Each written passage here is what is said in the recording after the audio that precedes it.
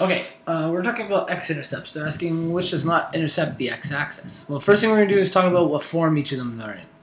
What form is the first one in? Vertex. Vertex. Okay, so we're going to be able to find the vertex very quickly. What about the second one?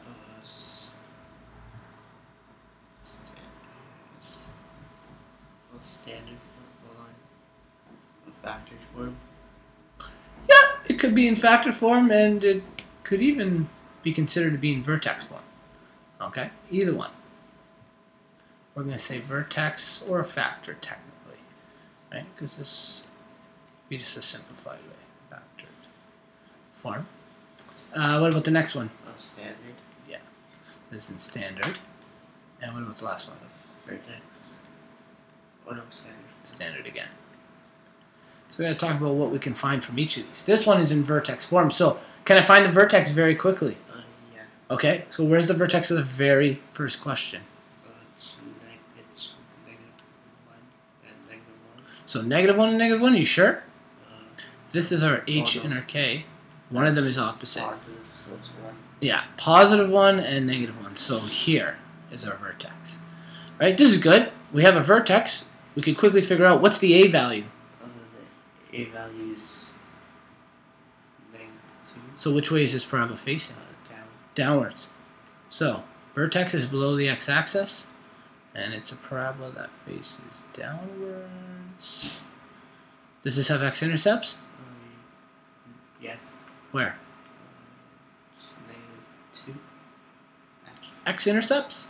I should know there are y-intercepts. Yeah, has a y, but they want to know if there's x-intercepts. Oh, so does this one have any? No. This does not have x-intercepts. So this is an answer. Let's make sure the other ones don't either. Now,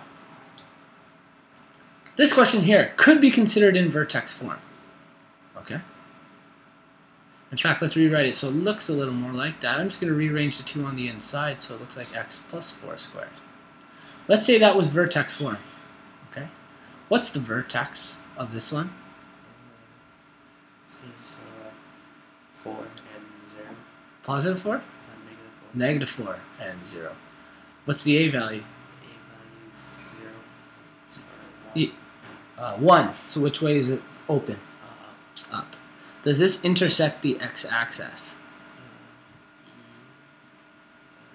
Yeah. Yeah, it does. It touches it once. So this is not an answer for us. B doesn't work because it doesn't touch it twice, but it does touch it once. Okay, so it intersects. Our next one's in standard form. So how are we going to find out what x-intercepts are from standard form? What form helps us find x-intercepts? Factor. So we got to factor this. This is called the difference of squares. That's one of these special ones, where we square root the first and last term. So we factor it. We get x and 3 and x and 3.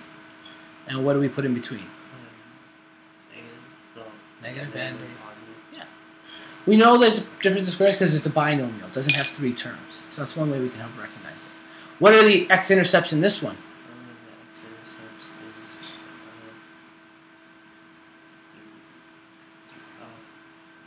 positive 3 and -3. That's right. We definitely have 2 x-intercepts. Okay. So when they ask us, are there any intercepts to this? Well, quite obvious. We're like, yes, there are. Who knows? In fact, actually, does it face upwards or downwards? Upwards, because the A value is up, right? So maybe it's something like that. But it's definitely going to intersect. It's going to cross at those 2 points that we just have it touching at right now. So we're going to say, and it keeps going. So, not an answer for us again. And finally, in standard, how do we find out x-intercepts for this one? Again, factor. Okay, now let's try to factor this quickly. 1x and 1x, and factors of 7 are 1 and 7. Can I multiply to get -6? You can switch one of the numbers To what? to negative. Can I? Because if this is -7, what's -7 times +1? -7. That doesn't work then. So this is not factorable, but we can find using the quadratic formula. Okay? We can definitely find answers using the quadratic formula. So we would technically plug this into the quadratic formula to solve. You know what? Let's do it anyway, since you got to know quadratic formula. Quadratic formula says x is equal to -b plus or minus the square root of b squared minus 4ac. Do you recall this formula? Yeah. Divided by 2a. Well, our b's... 2AC. No, it's just 2a. Just 2. X is equal to negative b would be negative 6, so that gives us plus or minus the root of negative 6 squared. That's 36. Yeah. Minus 4, a is 1 and c is 7. 28. Yeah, it's going to be 28, all divided by 2a. Okay. So we're looking at 6 plus or minus 36 minus 28. That's 8. So the root of 8 divided by, 2. A is 1 is 2.